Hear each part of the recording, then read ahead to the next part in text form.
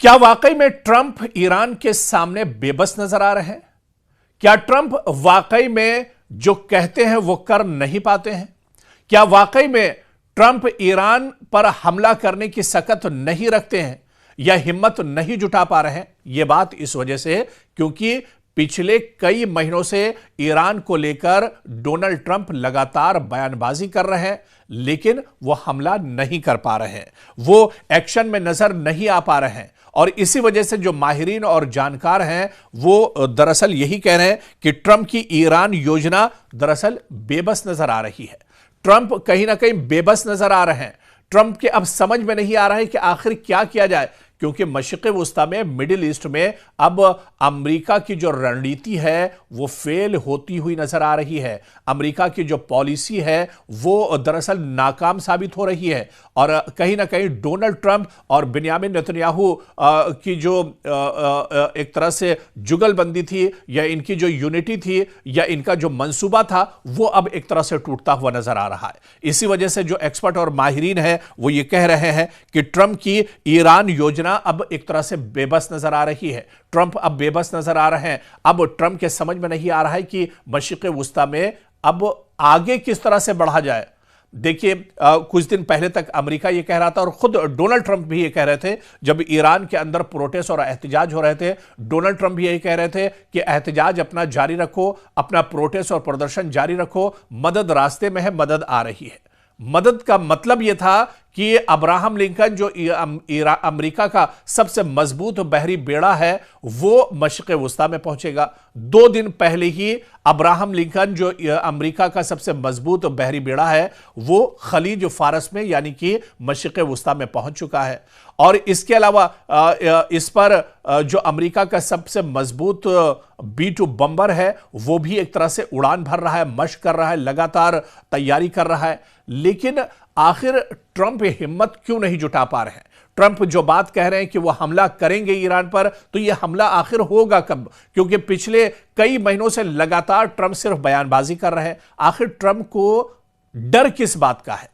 किस वजह से ट्रंप हिम्मत नहीं जुटा पा रहे हैं? या अब ईरान की ताकत ट्रंप दरअसल समझ चुके हैं और ट्रंप यह भी समझ चुके हैं कि मशरिक़ वुस्ता में अब अमेरिका दरअसल अकेला रह गया है। जितने भी अरब ममालिक थे वो अमेरिका का साथ छोड़कर जा चुके हैं। या इसके अलावा अब ईरान इस लड़ाई में अकेला नहीं है। ईरान के साथ जहां पर यमन शाना बशाना खड़ा है, वहीं पर पीछे से 2 बड़ी ताकतें, 2 सुपर पावर यानी रूस और चीन भी ईरान के साथ खड़े हैं।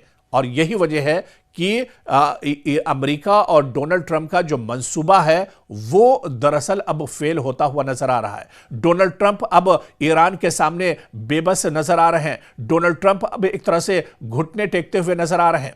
दरअसल ये सिर्फ हमारी लफ्फाजी नहीं है, हम कोई लफ्फाजी नहीं कर रहे हैं, बल्कि इसके पीछे जो सच्चाई है, जो चीज जमीन पर नजर आ रही है वो हम आपको बताने की कोशिश कर रहे हैं। आप देखिए कि मशरिक़ वुस्ता में कभी अमेरिका बहुत मजबूत हुआ करता था। मशरिक़ वुस्ता के जितने अरब ममालिक थे, इन हर अरब ममालिक में एक एयरबेस अमेरिका का मौजूद था। अमेरिका के सिक्योरिटी फोर्सेस के जवान हर एयरबेस पर मजबूत थे, तो अमेरिका यहां पर काफी मजबूत माना जाता था। लेकिन अब इन्हीं सहयोगियों ने, यही अरब और मुस्लिम देश जो कभी अमेरिका के पिट्ठू हुआ करते थे, अमेरिका के एक इशारे पर चलते थे, उन्होंने ईरान के मामले में अपने हाथ खड़े कर दिए हैं और कहा है कि वो अपनी जमीन को ईरान के खिलाफ इस्तेमाल नहीं होने देंगे। चाहे सऊदी अरब हो, चाहे तुर्की हो, चाहे कतर हो, यमन हो या फिर दूसरी और जो ताकतें हैं, इन सब ने हाथ खड़े कर दिए हैं और कहा है कि ईरान के खिलाफ वो अपनी जमीन इस्तेमाल नहीं होने देंगे। यहां पर ईरान एक तरह से टूट गया।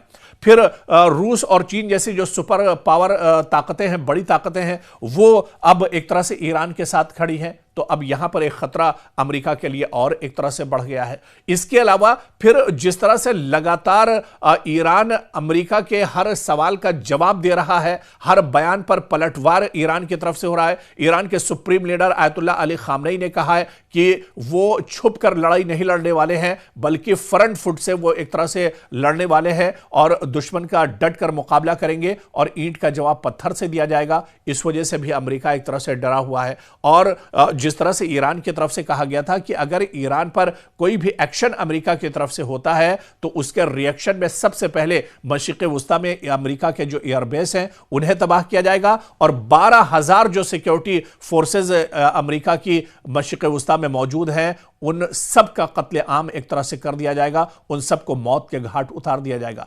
तो दरअसल ये कुछ कमजोरियां हैं जो डोनाल्ड ट्रंप की है और इन कमजोरियों को अब ईरान पकड़ चुका है। अमेरिका की इन कमजोरियों को अब ईरान एक तरह से समझ चुका है। इसी वजह से अब ईरान पूरी ताकत के साथ एक तरह से मैदान में खड़ा है और इस लड़ाई में अब अमेरिका पछड़ता हुआ नजर आ रहा है। और ट्रंप की ईरान जो योजना है, जो तैयारी है, वो अब एक तरह से बेबस नजर आ रही है और डोनाल्ड ट्रंप अब कहीं ना कहीं इस लड़ाई में बेबस नजर आ रहे हैं। वो अब ये नहीं समझ पा रहे हैं कि कदम आगे बढ़ाया जाए या पीछे खींचा जाए। लगातार उनकी तरफ से बयानबाजी तो हो रही है लेकिन एक्शन के नाम पर कोई चीज नहीं है। तो आने वाले दिनों में क्या यह बेबसी अमेरिका की और ज्यादा बढ़ेगी या डोनाल्ड ट्रंप कोई बड़ा फैसला करेंगे या महज बयानबाजी तक ही एक तरह से उनका यह पूरा मामला, उनकी यह पूरी लड़ाई एक तरह से सीमित रहेगी? यह देखना भी आने वाले दिनों में बहुत अहम होगा।